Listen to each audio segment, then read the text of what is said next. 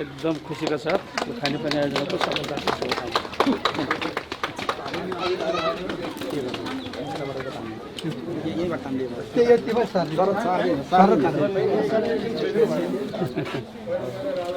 पानी आउँछ आउँदैन पानी आउँछ आउँदैन घोटाले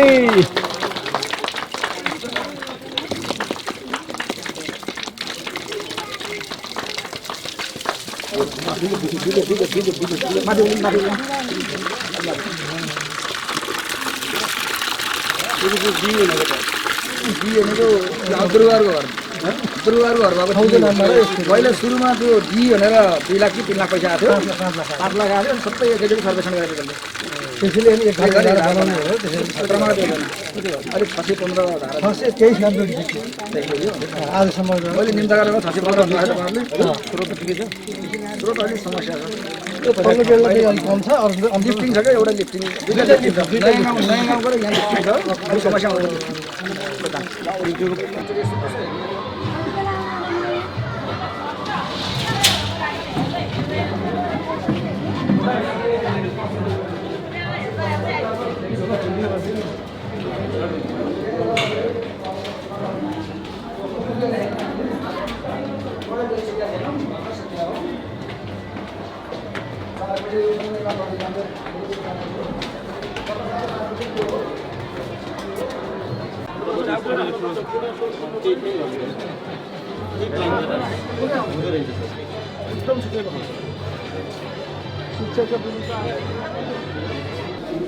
त्यो संयुक्त कार्यक्रम विद्यालय भवनको उद्घाटन विश्व नगरपालिका श्रेणी प्रवेशद्वार उद्घाटन र भोलिको डेली खानेपानी तथा सर्वसभा कार्यक्रमको उद्घाटन कार्यक्रमका अध्यक्ष विश्व नगरपालिका नम्बर 1 अध्यक्ष संविधान सभाका मान्य सदस्य विश्व नगरपालिकाका प्रमुख उपप्रमुखहरू जिल्ला प्रमुख जिल्ला अधिकारीज्यू सबै सुरक्षा निकायका जिल्ला प्रमुखहरू मञ्चमा रहनुभएका सबै अतिथि महानुभावहरू र उपस्थित सम्पूर्ण आदरणीय दिदीबहिनी दाजुभाइहरू र विद्यार्थी भाइ बहिनीहरू साथी पत्रकार साथीहरू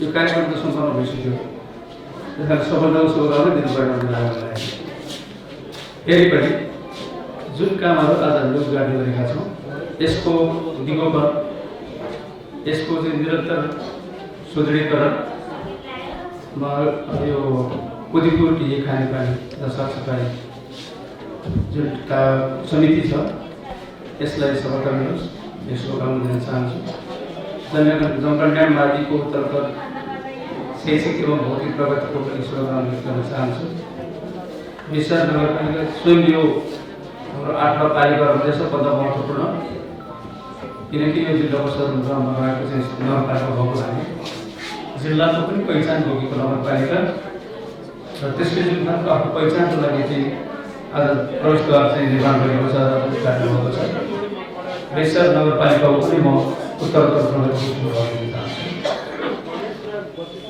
अब अहिले हामी चाहिँ सबै साथीहरूले भन्नुभएको छ हामी नयाँ शासन पालिका छौँ लामो 70 वर्षसम्म हामीले लड्यौँ राणा शासन पालियो पञ्चायत पालियो शासन पालियो बहुदलको अस्तित्व सबै फालियो भनेको त्यसको चाहिँ बाछिटहरू अहिले पनि बाँकी छ तर पनि जनताको हितको लागि मुलुकको समृद्धिको लागि साँच्चै नै नेपाललाई एउटा सभ्य नेपाल सभ्य समाजले युक्त नेपाल बनाउनको लागि अभाव गरिबी अशिक्षाबाट मुक्त गर्नको लागि र जनतालाई अधिकार सम्पन्न बनाउनको लागि हामी सङ्घीय शासन प्रणाली भएका छौँ धेरै चाहिँ व्यक्तिहरूले चाहिँ सङ्घीय शासन प्रणालीको मर्म नै बुझेको छैन भने धेरै विरोध गरेका पनि सुनिन्छ तर आज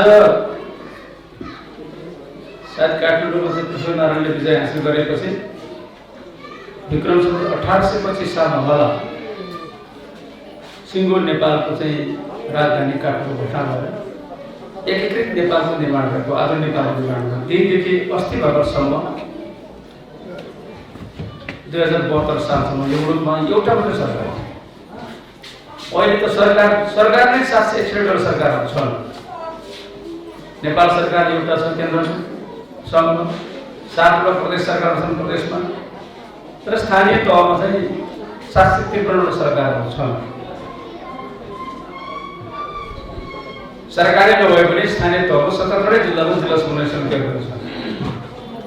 यो सबै धेरै संरचना धेरै सरकारहरू बनाउनुको मतलब के मात्रै हो भनेदेखि एउटा ठाउँबाट चाहिँ काठमाडौँले चाहिँ कर्णालीलाई देख्न सकेन, कर्णालीको दुःख, कर्णालीको अविकास, कर्णालीको चाहिँ पछौटेपन सिंहदरबारले देख्न सकेन। या लमजुङको दुर्गम गाउँको चाहिँ दुःख पीडा चाहिँ त्यो सिंहदरबारमा बस्ने मान्छेले देख्न सकेन। त्यस कारणले बेसरको दुःख बेसरवासीले नै देख्छ, त्यहाँकै चाहिँ जनप्रतिनिधिले देख्छ भनेर विशेषारमै सरकार चाहिँ अवधारणा चाहिँ आयो र नेपाललाई 7 वटा चाहिँ प्रदेशहरूमा विभाजन गरेर स्थानीय पालिकाभन्दा अलि माथि उठेको सङ्घ सरकारमा अलि तलको एउटा चाहिँ विकासबाट अलि धेरै काम गर्ने सरकार चाहिँ 7 वटा प्रदेश सरकार बनायो। यसमा एक सङ्घीय शासन प्रणाली सबैभन्दा सस्तो व्यवस्था सङ्घीय शासन प्रणाली जनताको लागि, राज्यको लागि, सरकारको लागि सङ्घीय शासन प्रणाली अलि महँगो छ।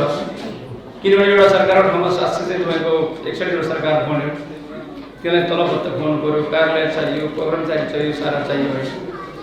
तर योभन्दा अगाडि पनि हाम्रो चाहिँ 4000 चाहिँ गाविसहरू थिए भन्ने कुरा हामी भुल्न हुँदैन। 4000 गाविसको ठाउँ त अलि धेरै चाहिँ 100 मा घट्न तल झऱ्यो नि। 14 वटा अञ्चल त्यतिखेर पनि थिए, 5 वटा विकास क्षेत्र त्यति पनि थिए, त्यति अधिकारविहीन थिए। 5 वटा विकास क्षेत्र अधिकारविहीन थिए, 14 वटा अञ्चल अधिकारविहीन थिए, संरचनाहरू थिए, खर्च हुन्थ्यो सरकारको, तर त्यो उनीहरूले चाहिँ कुनै चाहिँ बजेट बनाउन सक्ने थिएन, राजस्व उठाउन सक्ने थिएन, अर्थात् त्यो चाहिँ त्यसले आफूलाई चाहिने कानुन आफूले बनाउन सक्ने थिएन। त्यसकारणले खर्च त हिजो जति छ आज पनि बढ्या हो, तर मान्छेले त्यो भनिदिन्छ सरकार धेरै हुन्छ, खर्च धेरै हुन्छ। जनताको लागि सबभन्दा सस्तो यो चाहिँ व्यवस्था हो। किनभने हिजो तपाईँ सानो मुद्दा मामिलाको लागि तपाईँ काठमाडौँ या चाहिँ अदालत पोखरा दौड्नु पर्ने या दौड्नु पर्ने या चाहिँ पुनःबाट जिल्लामा आउनुपर्ने। तर आज प्रत्येक चाहिँ गाउँपालिका नगरपालिकामा चाहिँ न्यायिक समितिहरू छन्, त्यसका उपाध्यक्षहरू, उपप्रमुखहरू, त्यसका चाहिँ न्यायाधीश छन्। न्यायिक समितिको संयोजक हुनुहुन्छ, 2 जना अरू सदस्यहरू हुनुहुन्छ, 3 सदस्य न्यायिक समितिको चाहिँ व्यवस्था छ। त्यो न्यायिक समिति भनेको समाजमा घटेका सानातिना झै झगडाहरू मुद्दा मामिलाहरू चाहिँ त्यसैले मिलाउने, मेलमिलाप चाहिँ गराउने। त्यसो गर्दाखेरि जनताको चाहिँ खर्च त बचिहाल्यो। जिल्लामा धाइ राख्नुपर्ने मुद्दाको लागि, या चाहिँ तपाईँको पुनरावृत्तिको लागि चाहिँ पोखरातिर धाइ राख्नुपर्ने, या चाहिँ काठमाडौँमा सर्वोच्च अदालतलाई काठमाडौँ धाइ राख्नुपर्ने, यो झन्झट चाहिँ समाप्त गर्यो। त्यस कारण जनताको खर्च घट्यो, जनताको लागि सजिलो भयो, जनताको लागि घर घरमा चाहिँ न्यायालय आयो भन्नु थियो, अदालत आयो भन्ने चाहिँ अर्थ लाग्छ यसको। त्यस्तै प्रकारले जनता चाहिँ सरकार चाहिँ अब गाउँ गाउँमा छ, नगर नगरमा छ। त्यो सरकारले आफ्नो बजेट आफै बनाउँछ, माथिबाट चाहिँ थोरै बजेट पठाइदिन्छ। कतिपय आफ्नो चाहिँ कर आफैले उठाउन सक्छ, राजस्व आफैले उठाउँछ, कतिपय विषयमा आफूलाई चाहिने काम आफूले गराउँछ। त्यस कारण यो चाहिँ तपाईँले धेरै चाहिँ 300-400 मिटरको पाइपको लागि हिजो काठमाडौँ जानु पर्थ्यो, आज तपाईँले चाहिँ आफ्नो वडा कार्यालयमा पाउनुहुन्छ। हिजो चाहिँ जग्गा चाहिँ पास गर्नु पऱ्यो भने तपाईँ के हुन्छ, बेसर गाउँको चाहिँ उहाँ बिचौरको या चाहिँ बाहुडाँडाको उहाँ डरेकै कुनाको मान्छे पनि बेसर आउनु पर्थ्यो। आज डरे कुनाको मान्छेलाई कसैको वडा कार्यालय सबैको चाहिँ खर्चको चाहिँ सुन्न पाउनुहुन्छ, राजीनामा पास हुन्छ, रजिस्ट्रेसन पास। यो तपाईँको लागि सजिलो हो कि तपाईँको लागि तपाईँको आँगनमा सरकार आएको प्रत्यापत्ति हो कि तपाईँले चाहिँ आफ्नो जग्गा चाहिँ पास गर्नलाई चाहिँ बेसरमा 2-3 दिन बस्नु पर्थ्यो, आज तपाईँको वडा कार्यालयबाट सम्पन्न हुन्छ। बेसर आउने खर्च, बेसरबाट चाहिँ फर्किने खर्च त्यो बच्छ नि त्यो। त्यस कारणले सङ्घीय शासन प्रणाली जनताको लागि सस्तो, सरल र नजिकको चाहिँ व्यवस्था। अनि तपाईँको गुमानसिंह अर्याल जो यहाँको प्रमुख हुनुहुन्छ, या चाहिँ बलराम श्रेष्ठ जो वडा या अरू बेलामा या न्याय चाहिँ सम्पादन गर्ने बेला तपाईँको उपप्रमुखहरू, उपाध्यक्षज्यूहरूले थाहा पाउन सक्नुहुन्छ, सुन्न सक्नुहुन्छ। त्यसैको तुलनामा अहिले भोलि नदेखि देवगुरुङजी जो यो जिल्लाबाट प्रतिनिधित्व गरेर चाहिँ तपाईँको काठमाडौँ जानुभएको छ, उहाँले काठमाडौँमा के गरेछ, कहाँ हिँडेछ, को खान्छ तपाईँलाई थाहा हुन्छ। जति कुरा तपाईँले बलराम श्रेष्ठको चाहिँ सबै गतिविधि तपाईँले देख्नुहुन्छ आफ्नो आँखाले यहाँ, जति चाहिँ गुमान सुकर चाहिँ आफ्नो आँखाले यहाँ देख्नुहुन्छ, माथि काठमाडौँमा पुगेको चाहिँ तपाईँको प्रतिनिधिको चाहिँ धेरै गतिविधि तपाईँलाई थाहा हुन्छ। त्यस कारण तपाईँले आफ्नो चाहिँ के चुनेको चाहिँ स्थानीय तहको प्रतिनिधिलाई तपाईँ नजिकै आँगनैबाट देखेर आफ्नै मजुरीबाट चाहिँ देख्न सक्नुहुन्छ। त्योभन्दा अलिक माथि तपाईँले यो जिल्लाबाट यो निर्वाचन क्षेत्रबाट जिताएर पठाएको म प्रतिनिधित्व मैले मुख्यमन्त्री छु। म तपाईँलाई आभार व्यक्त गर्न चाहन्छु, तपाईँलाई धन्यवाद दिन चाहन्छु। 3 वर्ष पछाडि भयो पनि तपाईँले जिताएको भए म मुख्यमन्त्री हुन सक्ने थिएन। तर मुख्यमन्त्री भएर म जे काम गरिरहेको छु, तपाईँले केपीले गरेको कामले माथि चाहिँ नेपाल सरकारको प्रधानमन्त्रीले गरेको काम जति तपाईँले थाहा पाउनुहुन्छ नि, जति तपाईँले देख्नुहुन्छ, त्योभन्दा धेरै काम धेरै चाहिँ कुरा चाहिँ यो प्रदेशको मुख्यमन्त्रीको तपाईँले थाहा पाउनुहुन्छ। किनभने काठमाडौँबाट पोखरा तपाईँसँग धेरै नजिक छ, धेरै विषय संरचना हिसाबले नजिक छ, त्यो सरकारको चाहिँ राजनीतिक हिसाबले नजिक छ, भूगोल हिसाबले नजिक छ। तपाईँ आफ्नै प्रतिनिधि त्यहाँ प्रदेशको मुख्यमन्त्री भएको छ। यो सङ्घीय शासन प्रणालीको कमाल हो। सङ्घीय शासन प्रणालीमा मात्रै जनता चाहिँ बलिया हुन्छ।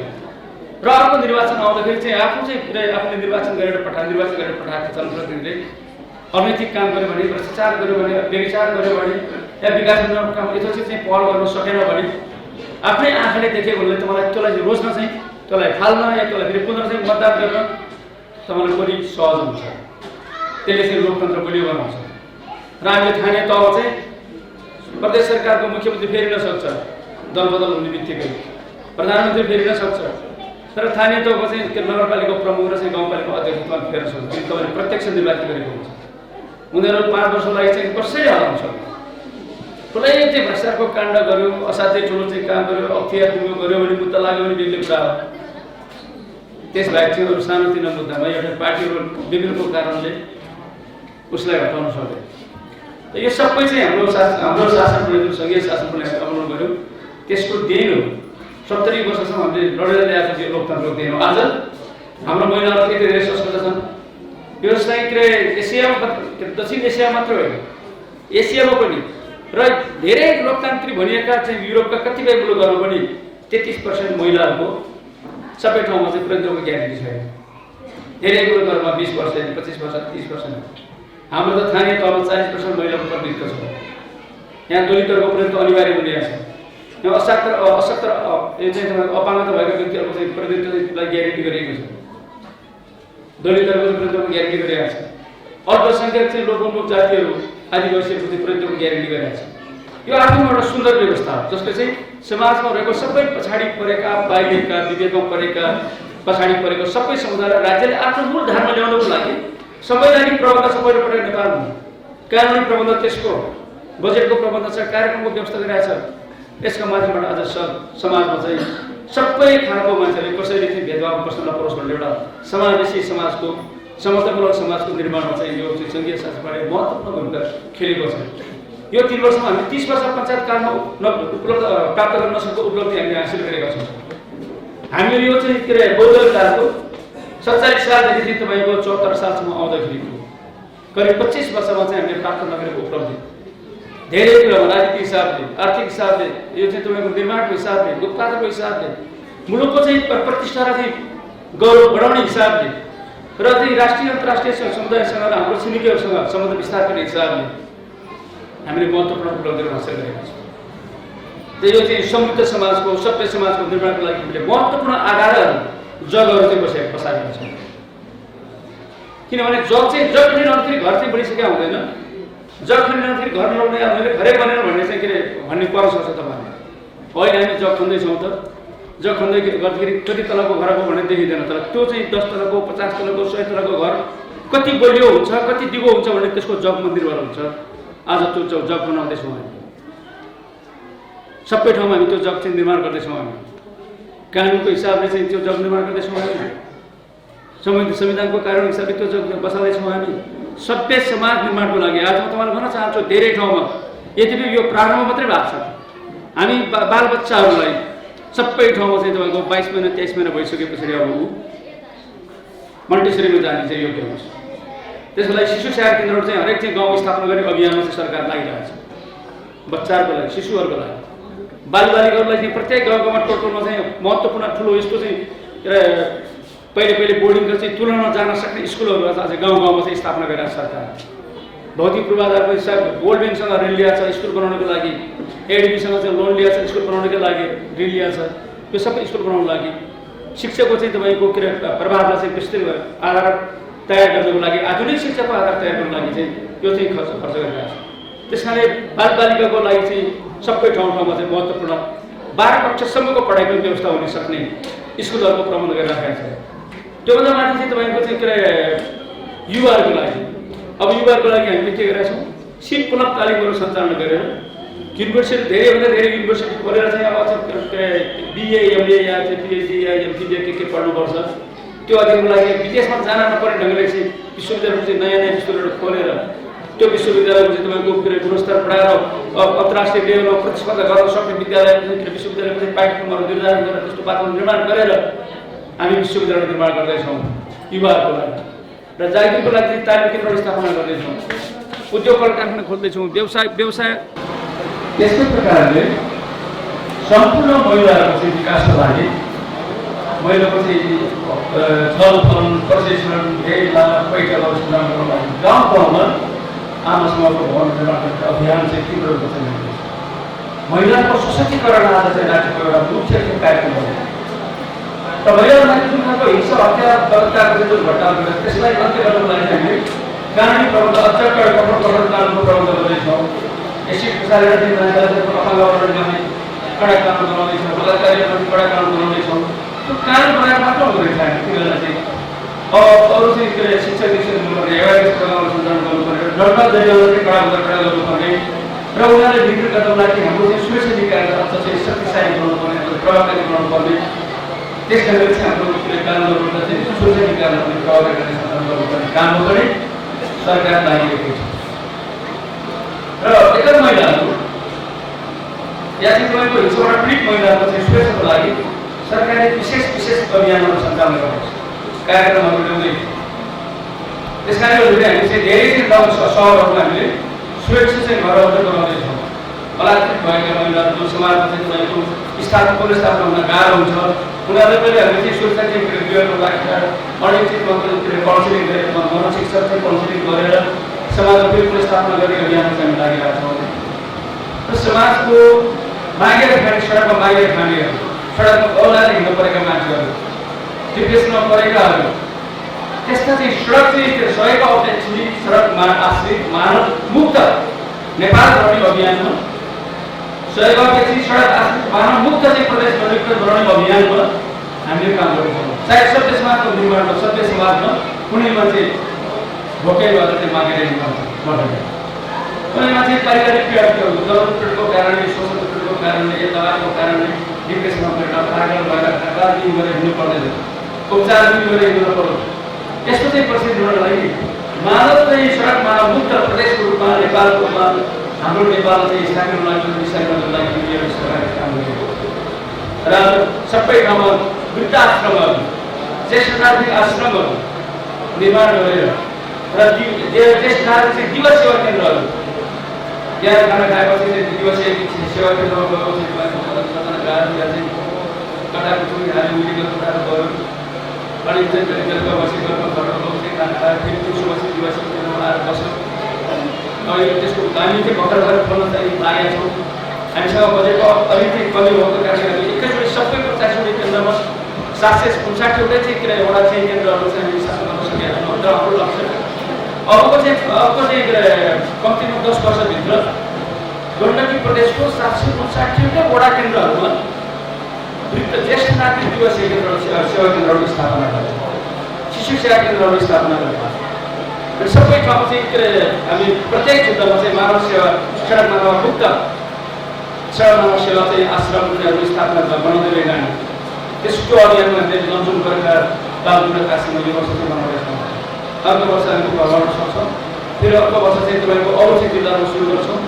हामी कमसेकम यो 3 वर्षभित्र चाहिँ 11 जिल्लाहरूमा सम्बन्ध बनाएर मुस्तामा धेरै लक्षणवाद केन्द्र हुन सक्छौँ। 9 जिल्लाहरूमा मानव सेवा आश्रमका चाहिँ भवनहरू निर्माण गरेर तत्त जिल्लामा सडकमा देखा परेका मानिसहरूलाई हामीले चाहिँ ल्याएर त्यो मानव सेवा सम्बन्धी उनीहरूको लालन पालन गर्ने उपचार गर्ने काम चाहिँ हामी गर्छौँ।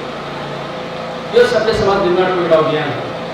त्यसैले चाहिँ सानो शिशु जन्मेको शिशुदेखि लिएर यो चाहिँ तपाईँको ज्येष्ठ नागरिकसम्मको चाहिँ यो तहको हरेक तहको चाहिँ मान्छेले हरेक चाहिँ तपाईँको उमेर तहका मान्छेहरूलाई चाहिँ कुनै न कुनै कार्यक्रम ल्याएर र सबैलाई सम्बोधन गरेर समाजको एउटा कुनै एउटा नहोस्, कुनै पनि जिनिस नहोस्, कुनै पनि भोजनिस नहोस्, कुनै चाहिँ एउटा नहोस्, एउटा शान्त चाहिँ वातावरणमा सभ्य वातावरणमा सबै बाँच्न सकुन्, सबैले निर्भय भएर सबैले चाहिँ निश्चिन्त भएर बाँच्ने वातावरण बनाउन सकौँ।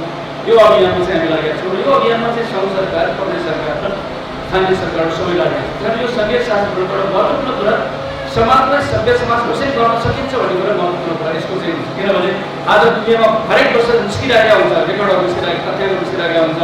संसारमा सबैभन्दा मानव बस्न योग्य रमाइलो सहरहरू कहाँ छन् भन्दाखेरि हामी देशको अस्ट्रेलियाका सहरहरूको कुराकानी गर्छौँ, क्यानाडाको सहरहरूको कुराकानी गर्छौँ, अमेरिकाको सहरको कुरा हामी धेरै गर्छौँ। किन अमेरिकामा अहिले पनि प्रत्येक व्यक्तिले बन्दुक राख्नु पाउँछ। कारण त्यो प्रत्येक व्यक्तिले आफ्नो सुरक्षाको लागि बन्दुक राख्नु पाउने हुनाले अहिले अन्य पागल जस्तो मान्छेहरू चाहिँ स्कुलमा चाहिँ बन्दुक चलाएर चाहिँ मान्छेहरू चाहिँ नरसंहार गरिएको देखिन्छ। त्यस कारण त्यहाँ चाहिँ मान्छेहरू सबै हेप्पी छैन। आर्थिक समस्यालाई त्यो ठाउँ छ, तर त्यो हेप्पी चाहिँ सहरहरू अमेरिकामा छैन। मान्छेहरू खुसी भएर, मान्छेहरू सूची भएर बाँचेको सहर होइन। तर सङ्घीय मुलुक भयो, तर सङ्घीय शासन प्रणाली भएका त्यो चाहिँ तपाईँको के अरे अस्ट्रेलियाका मुलुकहरू सहरहरू, क्यानाडाका सहरहरू, स्विजरल्यान्डका सहरहरू संसारमा सबैभन्दा सुखी सहर, सबभन्दा राम्रो सहर, सबभन्दा स्वच्छ सहर, सबभन्दा सुरक्षित सहरहरूमा चाहिँ ती सहरहरू चिनिएको चाहिँ छ। त्यस कारणले सङ्घीय शासन प्रणालीले मानव चाहिँ बस्न योग्य, सभ्य, रमाइलो, स्वच्छ सहरहरूको बस्तीहरूको निर्माण गर्दो रहेछ भन्ने कुरा हुन्छ। हामी पनि त्यो अभियानमा लागेका छौँ। त्यस कारण यो अभियान अन्तर्गत हामीले चाहिँ गरेका छौँ। जनतालाई चाहिँ आधारभूत सबै चिजहरू प्राप्त गर्नु पऱ्यो। जनताले चाहिँ घर घरमा खाने पानी पाउनु पऱ्यो।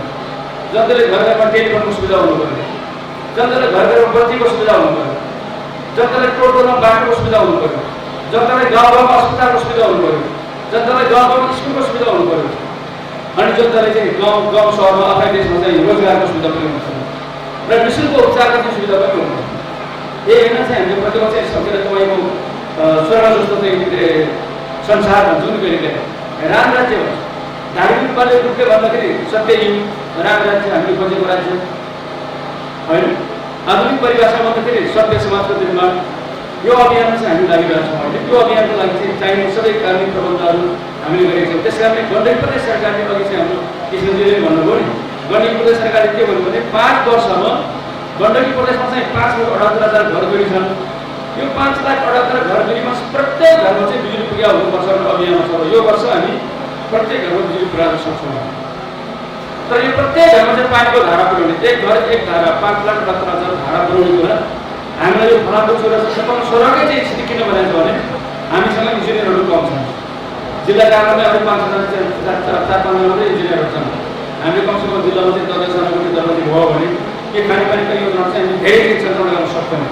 कर्मचारीको अभावको कारणले गर्दाखेरि, कार्यालयको कमीको कारण, अपर्याप्तको कारणले गर्दाखेरि हामीले यो एक हरेक धारा चाहिँ हामीले यो सक्ने 5 वर्षमा सक्ने भनेको 5 वर्षमा सक्नु हामीलाई हम्ने परेको छ। र त्यसको लागि चाहिने अर्को बजेट पनि छ। हामीले यो वर्ष मात्रै चाहिँ तपाईँको खानेपानीको लागि 2.5 अरबभन्दा बढी रकम गण्डकी प्रदेश सरकारले मात्रै खर्च गरिरहेको छ। नेपाल सरकारले उसमा खर्च गरेकै छ, स्थानीय तहले पनि खर्च गरेकै छ। त्यस कारणले यो वर्ष हामी चाहिँ के बाँच्न सक्छौँ अर्को वर्ष भने अर्को वर्ष हामी गण्डकी प्रदेशका आधारभूत खानेपानीबाट वञ्चित भइरहेको अहिलेसम्म, अर्थात् त्यसको अर्थ के हो भनेदेखि अहिलेसम्म कुवाको पानी खाइरहेका, अहिलेसम्म इनारको पानी खान बाध्य भएका, अहिलेसम्म खराबको पानी उगाएर खान परिरहेका ठाउँमा त्यस्तो ठाउँमा खानेपानीको योजना एक घर एक घरको योजना लैजाने चाहिँ हाम्रो अभियान चाहिँ अर्को वर्ष हामी पुरा गर्छौँ। र यस्तो आधारभूत खानेपानीको प्रबन्ध गर्ने चाहिँ प्रत्येक गण्डकी प्रदेश पहिलो प्रदेश हुनेछ। प्रत्येक घरमा धारा पुर्याउने प्रदेश गण्डकी प्रदेश पहिलो प्रदेश हुनेछ। प्रत्येक घरमा बिजुली पुर्याउने प्रदेश गण्डकी प्रदेश पहिलो प्रदेश हुनेछ। र गण्डकी प्रदेशको 50वटै खाने तहको सदरमुकामहरूमा यो 5 वर्षभित्र 8 मिटर फराकिलो पिचबाट पुर्याउने हाम्रो अभियान छ। र यो आफ्नो पालिकाको सदरमुकाममा पोखराबाट या कुनै राजमार्ग, साई राजमार्गबाट 8 मिटरको फ्लाइटको तिजबाट पुर्याउने सरकार गण्डकी प्रदेश सरकार पहिलो चाहिँ सरकार हुनेछ। हामी त्यो अभियानको साथ लागेका छौँ। हाम्रो त्यो अभियानमा चाहिँ हामीले मित्र राखेर अर्को चाहिँ गण्डकी प्रदेशको एउटा निर्वाचन क्षेत्र एउटा चाहिँ सडक निर्माण चाहिँ अभियानमा पनि हामी लागेका छौँ। अहिले हामी 35वटा सडक बनाउँदैछौँ। मनाङमा एउटा सडक चाहिँ यहाँले चाहिँ फोटोबाबुले बनाउन सकेका छैन, सुरु गर्न सकेका छैन।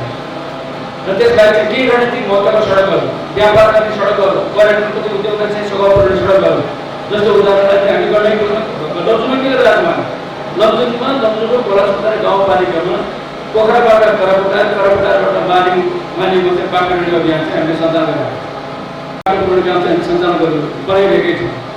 हामी तारुघाट चाहिँ सेराबाट चाहिँ उहाँ चाहिँ त्यो जोड्ने त्यस कारण यो काम चाहिँ हामी गर्दैछौँ। र तपाईँलाई के अनुरोध गर्न चाहन्छु भने अहिले नेपाल सरकारले अब यो वर्ष फेरि 3000 जो वृद्ध भत्ता छ या ज्येष्ठ नागरिक भत्ता छ त्यसलाई 4000 पुर्याउने अस्ति चाहिँ प्रधानमन्त्रीले अस्ति नै भनिसक्नु भएको छ। किनभने अर्को वर्ष चाहिँ हामीले चाहिँ यो हाम्रो चाहिँ अर्को चुनाव जाँदा नजाँदा नेपाल कम्युनिस्ट पार्टी एमाले त्यतिखेर महागठबन्धनले चाहिँ तबसम्म चाहिँ प्रतिबद्ध गरेको विषय के हो भने हामी यो चाहिँ आफ्नो 5 वर्षको कार्यकालभित्र यो 2000 रहेको चाहिँ ज्येष्ठ नागरिक भत्तालाई विधवा भत्तालाई हामी 5000 पुर्याउनु भने हाम्रो कबुल छ।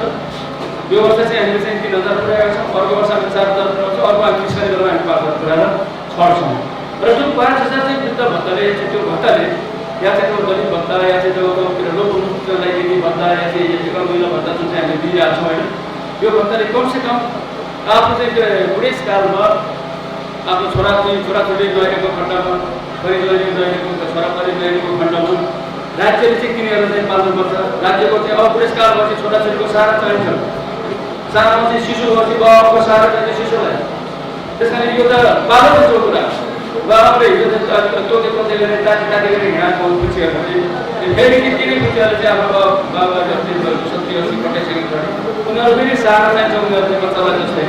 र त्यो बच्चालाई चाहिँ दिने सहारा सडक दिने गरेन भने उसको छोरा उसको लागि चाहिँ छ कि उसको चाहिँ सहारा दिने चाहिँ संस्था व्यक्ति कोही हो भने छोरा कोही हो भने त्यो सरकारले त्यो काम गरिरहेका छ। हामीले त्यो काम गरिरहेका छौँ। हामी यो वर्षसित अब 75-77 जिल्लामा नेपाल सरकारले यसबाट 7 अरब रुपियाँ छुट्याएर चाहिँ यो स्वास्थ्य बिमा चाहिँ कार्यक्रम लागू गरेका छ। प्रत्येक नागरिकले 5 सदस्य भएको घर परिवारको नागरिकले घर परिवारले 3500 चाहिँ रकमको चाहिँ तपाईँले स्वास्थ्य बिमा कार्ड चाहिँ लिनुभयो भने तपाईँले 1 लाख रुपियाँसम्मको चाहिँ उपचारको प्रबन्ध तपाईँले चाहिँ अस्पतालमा पाउनुहुन्छ। तपाईँ जतिसक्दो बिरामी भयो भने 1 लाख चाहिँ खर्च भयो नपठाइदिएसम्म तपाईँले अस्पताल गएर चाहिँ त्यो कार्ड देखाएर उपचार पाइरहेको। त्यस कारणले सबै चाहिँ घर परिवारले 5 सदस्य भएको घर परिवारले चाहिँ 3500 रुपियाँ तिर्नुपर्छ। त्यसबाट चाहिँ सङ्ख्या बढ्दै गयो भने पैसा पनि अलिक बढ्दै जान्छ होइन। र तपाईँको 10-सम्मको परिवार चाहिँ भयो भने त्यसरी चाहिँ तपाईँको अब 7,000 लाग्छ होला त्यो हिसाब मात्रै नभए अनि त्यसले 2 लाखसम्मको चाहिँ तपाईँको उपचारको चाहिँ प्रबन्धको व्यवस्था चाहिँ पाउँछ 10-सम्मको परिवार। यो प्रबन्ध पनि सरकारले अब सबै जनतालाई निःशुल्क उपचारको चाहिँ बिमामा पाल्ने भनेर त्यो काम पनि सुरु गरिरहेको छ। अहिले भर्खरै स्वास्थ्य स्वयंसेवीका बहिनीहरूले निवेदन दिनुभएको छ। हामी स्वास्थ्य स्वयंसेवीहरूको परिवारको चाहिँ स्वास्थ्य बिमा प्रदेश सरकारले गरिदिनु पर्यो भनेर उहाँले प्रस्ताव गर्नुभयो। हामीले चाहिँ तपाईँको स्वास्थ्य बिमाको लागि यो प्रदेशको गरिबीको रेखामा रहेका चाहिँ घर परिवारहरू करिब चाहिँ हाम्रो चाहिँ यो 5,68,000 घर गरिबीमा करिब 83,000 घरहरूले हाम्रो गरिबीको रेखा पनि छ। आज गरिबीको रेखा पनि भनेको चाहिँ नेपाल सरकारको अर्थमा के हो भने 1 वर्षमा 19,621 रुपियाँ नकमाउने घर परिवार गरिबीको रेखा पनि हो। अर्थात् मूलतः भन्दाखेरि 1 महिनामा 2000 पनि आम्दानी नहुने घर परिवारको चाहिँ मान्छेहरू गरिबीको रेखामा विचार गर्नुपर्छ। साथै गरिबीको रेखा पनि भएको परिवारलाई चाहिँ स्वास्थ्यमा सुविधा दिने, शिक्षामा सुविधा दिने, अरू विषयमा सुविधा दिने, ऋण लिँदाखेरि पनि सुविधा दिने यस्तो कामहरू चाहिँ पुरै हामीले यो लोक कल्याणकारी यस्ता कामहरू प्रदेश सरकारले पनि अलिक साहित्यको गर्न चाहन्छु। त्यस कारण यो सबै चाहिँ कुराहरू चाहिँ जनताको लागि हामीले कामहरू गरिरहेका छौँ। त्यस कारण अहिले चाहिँ यो जस्तो यो स्कुलमा चाहिँ अब स्कुलको चाहिँ परिस्थिति बदलियो। अब चाहिँ बोर्डिङका मान्छे छोराछोरी पढाउने चाहिँ जमाना पनि गयो भन्छु मैले। बोर्डिङको व्यापार बिस्तारै घट्दैछ। किनकि सरकारले के भन्दैछ भने अब यो निजी क्षेत्रमा लगानी शिक्षामा निजी क्षेत्रमा लगानी, स्वास्थ्यमा निजी क्षेत्रमा लगानी गर्दाखेरि हामीले यो महामारीको बेलामा भूकम्पको बेला थाहा पायौँ हामी त्यहाँ सरकारको लगानी छैन भने सरकारले अस्पताल बनाउन भने के हुन्छ? निजी अस्पतालले हाम्रो अफर पर्ने बेला उपचार गर्दो रहेछ किन उसलाई त लाखमा चाहिन्छ। हामीले ती मान्छेहरूले निःशुल्क उपचार गराउनु पर्छ। अहिले महामारी भयो निजी अस्पतालले कहीँ विरुद्ध हामीलाई सहयोग गर्न सकेन।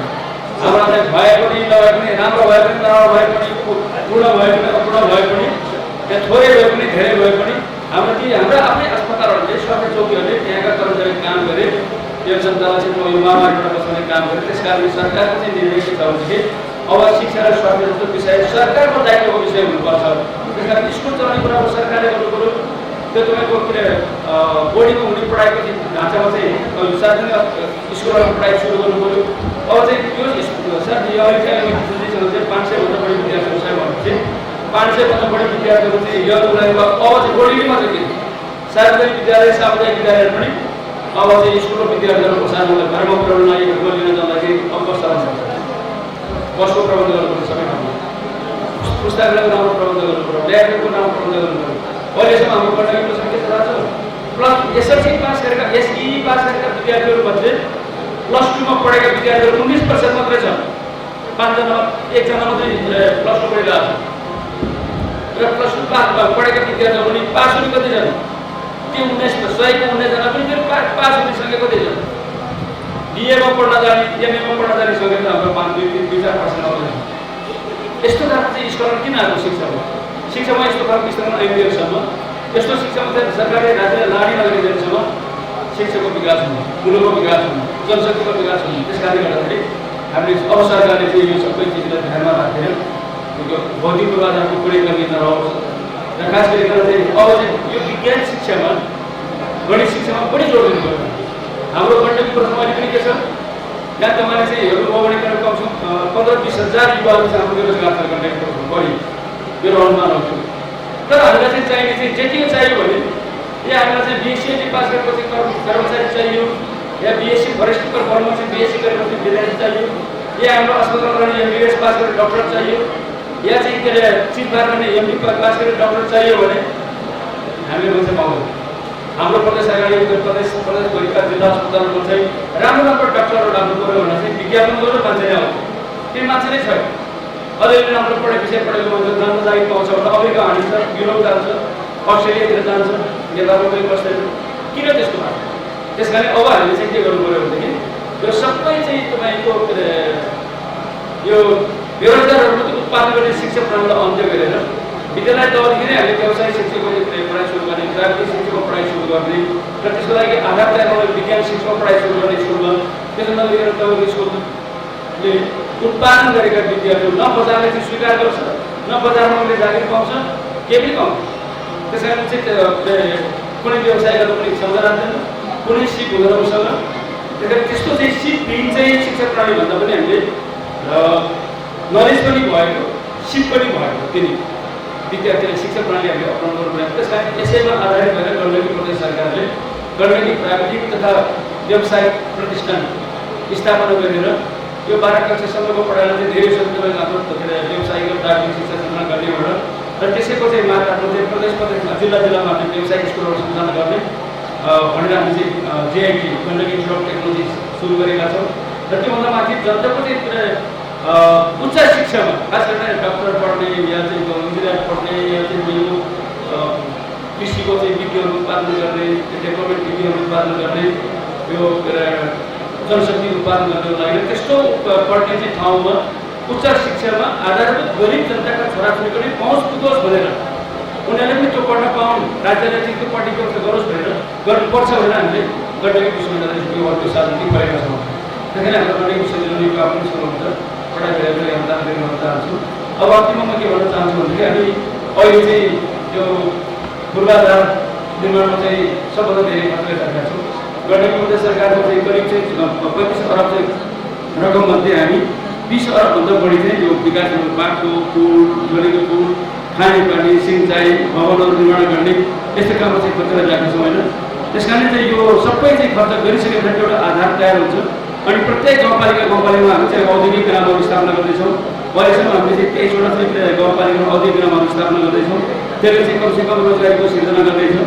हाम्रो 308वटा भन्दा बढी होमस्टेहरू सञ्चालन भइरहेको छ। त्यहाँ धेरैभन्दा धेरै चाहिँ व्यवसाय व्यापारहरू चलिरहेका छ।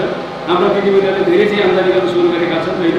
र हाम्रो विभिन्न चाहिँ त्यो कृषि मोडल फार्महरू सञ्चालन गरेर मुख्यमन्त्री जलवायु मन्त्री कृषि गाउँलाई स्थापना गरेर उत्पादन पनि बढाउने, रोजगारी पनि सिर्जना गर्ने यस्तो कामहरू पनि हामीले सुरु गरेका छौँ। त्यसले गर्दाखेरि चाहिँ हाम्रो चाहिँ कुरा अब हामी चक्लाबन्दीमा जाने र चाहिँ करारको खेती चाहिँ गर्ने चक्लाबन्दीमा जाने धेरै चाहिँ फाँटमा एउटै ठाउँको त्यो गरागरीलाई हटाएर एउटा ठुलो ठुलो चाहिँ तपाईँको करारमा पुऱ्याएर गर्दाखेरि लगानी चाहिँ त्यो ठक्कै चाहिँ तपाईँको चाहिँ घट्दो रहेछ माथि सायद 4-5सम्म आइपुग्छ होला कमसेकम 10 मिटर फराकिलो र एक ग्रेड एक क्लासको चाहिँ बाटो बोरीहरूको चाहिँ डिजाइन बनेको बाटो चाहिँ बनाउँदैछौँ 5 अरब 68 करोड लाग्छ हामीलाई यो 42 किलोमिटर बाटो तयार गर्नु त्यो धेरै बहु डिजाइन बनेको बाटो र हामी चाहिँ त्यो बेसरदेखि फेरि बालको अर्को तर्फ पनि हामीले यो वर्ष बजेट छुट्याएर फेरि त्यहाँ पनि निर्माण अभियान सुरु गरेछौँ सायद 3-4 वर्षभित्र एकदमै तपाईँले कल्पना गरेको हुन्छ चाहिँ सुन्दर फराकिलो भव्य सडक सायद तपाईँहरू चाहिँ के अरे त्योभन्दा फराकिलो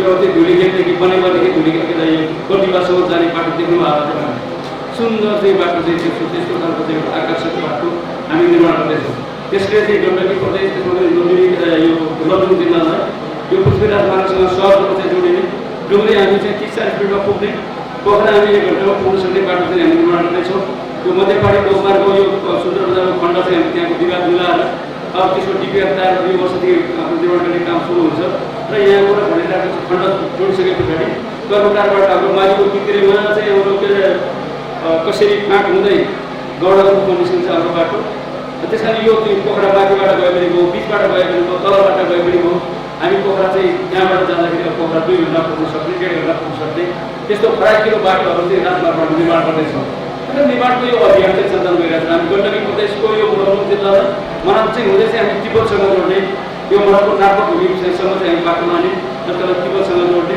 हामी यहाँबाट चाहिँ तपाईँको थुर्सेबाट चाहिँ उहाँ लाके गरेर लाके विला अध्यक्षसँग चाहिँ तिब्बतलाई जोडेर चाहिँ पोखरा चाहिँ तिब्बतबाट पोखरा हुने बाटो सबैभन्दा नजिकको बाटो पूर्व यो बाटोलाई निर्माण गरेर गर्ने काममा पनि हामी काम गरिरहेका छौँ त्यसको पनि यो आधारबाट तयार गर्ने स्टेटबाट तयार गर्ने डिजाइनहरू तयार गर्ने काम गरिरहेका छौँ यो सबै काम बाटो चाहिँ फराकिलो भयो भने बाटोको एक्सेस भयो भने व्यापार चाहिँ बढ्दै जान्छ उद्योग बढ्दै जान्छ व्यवसाय बढ्दै जान्छ तपाईँको आर्जनी बढ्दै जान्छ हामी धेरै व्यवसाय गर्न चाहिँ सजिलो हुन्छ हामीलाई त्यस कारण चाहिँ बाटो विकासको मुख्य आधार हो र बाटो साथसाथमा बिजुली र हाम्रो बिजुली सबै 2 फेजमा 2 फेजको हुनाले 3 फेजको चाहिँ बिजुली बनाएर मात्रै हामीले बिजुली साधनको उद्योग गर्न चलाउन सक्छौँ अब हामी गण्डकी प्रदेश सरकार यो 10 वर्षभित्र गण्डकी प्रदेशको प्रत्येक घर घरमा चाहिँ अहिले धेरै दावा गर्नुहुन्न होला धेरैको घरमा चाहिँ ग्यासको सिलिन्डर हो ग्यासको सिलिन्डर त बाहिरबाट ल्याउने सिलिन्डर पनि बाहिरबाट ग्यासको भरे ग्यास पनि बाहिरबाट हामी त देशाको देशै छौँ 1 वर्ष हामी 15-16 बढीको ग्यास गण्डकीबाट ल्याउँदैछ त्यस कारण त्यसलाई अघि बढाउनको लागि गण्डकी प्रदेशमै उत्पादन भएको बिजुलीबाट चल्ने चाहिँ बिजुलीको चाहिँ के अरे चुलोहरू हामीले वर्षदेखि ट्रायलमा वितरण गर्दैछौँ र जसकोमा चाहिँ बिजुलीको चुलोहरू वितरण गरेर अब चाहिँ तपाईँको ग्यासको क्षेत्रमा बिजुली प्रयोग गर्ने खाना पकाउने पनि सबै कुरोमा र त्यो खर्च पनि दोब्बर कम चाहिँ खर्च लाग्ने र चाहिँ बिजुलीमा चाहिँ यो ग्यास चाहिँ जति खर्च लाग्छ हाम्रो त्यो खर्चहरू चाहिँ अर्को चाहिँ खर्च चाहिँ हामी घटाउन सक्छौँ यस हिसाबले जाँदाखेरि चाहिँ हामी प्रदेशको चाहिँ आर्थिक उन्नतिमा योगदान पुऱ्याउन सक्छ भन्ने कुरालाई चाहिँ ध्यानमा राखेर हामी काम गर्दैछौँ यति कुराको एउटा संसाधन छ अहिले हामी जुन खालको कामहरू गर्दैछौँ फेरि पनि पार्टीभित्र चाहिँ राजनीतिहरू जितको क्षेत्र जाँदै गर्दाखेरि हामी अहिले फेरि पनि यो 46-47 पुरै चाहिँ यो खानादानको अगाडि मात्र अगाडि भयो सांसदहरू खरिदिएको कुरा खरिदिएको कुरा खानादानको कुरा 3 देशको कुरा चलिरहेको हुन्छ अघि भर्खर नरेन्द्र मोदीको संसद आफ्नो भएका चाहिँ के भएको सांसदहरू जुन 5 स्टार होटलमा प्रशासन शब्द ठुलोमा त्यहाँ बन्दी गरेर राखेर अर्को चाहिँ पार्टीको मजाक हो यस्तो चाहिँ क्रम सुरु हो यसैलाई अन्त्य गरेर हामीले चाहिँ सङ्घीय शासन प्रणालीमा चाहिँ यो बारम्बार चाहिँ सरकार फेर्न पाइँदैन भनेर पहिलोपटक सरकार बन्दाखेरि 2 वर्षभन्दा अगाडि फेर्न नपाउने सरकार फेर्न नपाउने पछि अन्तिम 14 वर्ष पुगेपछि सरकार 2 बाँकी 1 वर्ष सरकार फेर्न नपाउने त्यसको बिचमा सरकार फेर्न पर्यो भने पनि त्यो प्रधानमन्त्रीको सरकारमा अर्को चाहिँ गर्न खोजेको प्रधानमन्त्रीको वैकल्पिक प्रधानमन्त्री हो त्यसको चाहिँ नाम सहितको बहुमत सदस्यहरूको हस्ताक्षर सहितको चाहिँ हस्ताक्षर यो चाहिँ राष्ट्रपतिले चाहिँ बुझाएपछि मात्रै त्यो चाहिँ अविश्वासको प्रस्ताव चाहिँ अगाडि बढ्ने सहमत अगाडि बढ्ने जुन चाहिँ प्रावधान हामीले राखेका छौँ त्यो प्रावधानले गर्दाखेरि मात्र अहिले अफर भएर दलहरूको बिचमा सहमति भएको छैन त्यस कारणले अहिले संसदमा चाहिँ सांसद चाहिँ यो राष्ट्रिय मान्यताका दलहरू जब 4 दलहरू एक नेकपा एमाले नेपाली कांग्रेस अब नेकपा माओवादी केन्द्र र जनता समाजवादी पार्टी 4 मात्रै छन् जो 4 पार्टीहरू छन् त्यो 4 पार्टीहरूले 4 मध्ये 3 पार्टी एकतिर मिल्दाखेरि अहिलेको एमाले सरकार के छ तर एमाले चाहिँ 3 पार्टी एक भएर 2 पार्टी मात्रै मिलेर चाहिँ सरकार बनाएको दियो भने कांग्रेसको जम्मा 61 सीट छ माओवादीको जम्मा चाहिँ 4 जना कार्यान्वयन सीट 49 सीट बाँकी छ उसको 49 चाहिँ 61 जोड्दै कति हुन्छ 110 हुन्छ चाहिने 138 सीट हो उता संघीय समाजवादीको 34 सीट छ त्यसैले त्यो 34 सीट नजोडेसम्म चाहिँ त्यो पुग्दैन कांग्रेस र माओवादी मिलेर पनि पुग्दैन जनता समाजवादी र माओवादी मिलेर पनि पुग्दैन जनता समाजवादी र कांग्रेस मिलेर पनि पुग्दैन त्यो दुईटा तीव्र दलले दुईटा मात्रै जिल्लाले कहिले पनि पुग्दैन एउटै दल मिल्नुपर्छ र म के भन्दै आइरहेको छु भने तीव्र दल मिल्ने कुरो र जुन र घाम मिल्ने कुरा एउटा जुन धेरै चाहिँ असम्भव तर एमालेसँग चाहिँ जुनसुकै तीव्र मात्रै जुनसुकै दलले पनि सरकार गर्छ उसको 181 सीट छँदैछ उल्लामा चाहिने चाहिँ जम्मा चाहिँ तपाईँको 15 सीट 14 सीट मात्रै छ 135 सीट भए चाहिँ अहिले सबै हुँदाखेरि 250 बनाउँदाखेरि 138 सीट हो अहिले 250 सीट चाहिँ पहिला थुप्रै गएको छ त्यसले गर्दा 135 सीट भएको छ एक त्यसले एमाले सहज के छ भने जति समाजवादीसँग मिलेर सरकार बनिहाल्यो माओवादीसँग मिलेर सरकार बनिहाल्यो कांग्रेससँग मिलेर सरकार बन्छ उसलाई अलिकति सहज छ अर्को तीव्र चाहिँ नमिलेको छ भने तीव्र मिल्ने कुरा धेरै कठिन छ किनभने उनीहरूको आफूले स्वार्थहरू छ त्यसैले अहिले यो चाहिँ परिस्थितिमा हाम्रो गण्डकी वर्षमा पनि यस्तो भयो 2 जना बाबु केन्द्रबाट चाहिँ जानुभएको मन्त्रीलाई जानु भएको छ तर उहाँले सरकारले दिएको समर्थन अहिलेसम्म फिर्ता भएको छैन हामीले सरकारले बन्दाखेरि गएर विश्वासको मत दिँदाखेरि राष्ट्रिय जनमोर्चा माओवादी केन्द्र चाहिँ एमालेको समर्थन प्राप्त भएको थियो त्यो सबै समर्थन हुँदाखेरि 35 सीट प्राप्त गरेको चाहिँ तपाईँको 60 सीटमा अहिले 35 सीटमा चाहिँ तपाईँको 12 सीट राखेको गएको छ 11 सीट र अहिले चाहिँ हामी 31 सीटको चाहिँ आधारमा छौँ अहिलेसम्म चाहिँ गण्डकी सरकारको चाहिँ जस्तै राजधानी दिए पनि त्यो चाहिँ सरकार किनेर स्थितिमा छैन राष्ट्रिय जनमोर्चाले समर्थन फेरि लियो भने फेरि कुरा हो तर यो स्थितिमा छ अहिले हामी यो जनतामा चाहिँ यो गलत मेसेज सन्देश हुन जाओस् यो पार्टीहरू चाहिँ के अरे 5 वर्षतिर सरकार चलाउन नसकेको भन्ने कुरा चाहिँ सुन्न नपरोस् र खालि चाहिँ पार्टीहरू मिलेर सरकार चलाउन चाहिँ जानुहोस् मिलेर सरकार चलाओस् 5 वर्षतिर जनताका लागि विकासका कामहरू गरौँ सेवाका कामहरू गरौँ उन्नतिका कामहरू गरौँ यो गरिबी निवारण गर्ने काम गरोस् है रोजगारी सृजना गर्ने काम गरोस् उत्पादन बढाओस् यो पेसा कामको अन्त्य होस् भन्ने चाहिँ जनताको चाहना केन्द्र छ भने हामी चाहिँ राजनीतिहरू नेताहरूको चाहिँ ढुङ्गो बनाएको कार्य गर्ने शिक्षाकालीको कार्य गर्ने हामी ठाउँमा छौँ त्यसै हामी सबैले खर्चाली गर्नुपर्नेछ मिलेर चाहिँ काम गरेर मिलेर काम गरेर हिँड मिलेर चाहिँ देशको विकास गर जनताले दिएको पेमेन्ट दिए भनेर चाहिँ जनताले खबरदारी गर्नुपर्ने दिन पनि आएको छ यति कुरा हाम्रो समस्या लागेर अब गण्डकी कुरा सरकारसँग बाबु पनि हामी खानेपानी अवको भने थोरै पैसा उठाउनुपर्छ त्यो के को लागि त्यो सरकारको लागि हो त्यो तपाईँको लागि अब यसको चाहिँ मर्म समार गर्नुपर्ने हुन्छ यत्रो 650 23 घरमा चाहिँ पानीको वितरण गर्ने पानी खाने भाषाको के अरे ठाउँ ठाउँमा चाहिँ युके घरबाट छोड्नुपर्ने यो काम पनि कर्मचारी लाग्छ बेला चाहिँ मर्म समार गर्ने रोडबाट फेल गर्ने हुनसक्छ सानोतिनो कुराहरू तपाईँले आफूले गर्नुपर्छ सरकारले गरेर ठुलो मर्म समार थप्दै धारा चाहिँ थप्नु पऱ्यो त्यो हामीलाई भन्नु तपाईँले मुख चाहिँ के बढाउनु पऱ्यो पानी अथवा स्रोत बढाउनु पऱ्यो भने त्यो हामीलाई भन्नु पर्यो तपाईँले ठुल्ठुलो चाहिँ मेसिनहरू किन्नु पऱ्यो ठुल्ठुलो चाहिँ ट्याङ्कीहरू बनाउनु पऱ्यो त्यो हामीलाई भन्नु हामीले बनाउनु कति बनाउने हाम्रो जिम्मेवारी छ हाम्रो दायित्व छ तर सानो कुराहरू चाहिँ आफ्नै व्यवस्थापन गऱ्यो भने के हुन्छ तपाईँको त्यो के अरे राष्ट्रिय वन चाहिँ सरकारी वनहरूको चाहिँ रहिरहेको भयो समुदायले त्यसको व्यवस्थापन गरेको भयो अहिलेसम्म हरियाली पनि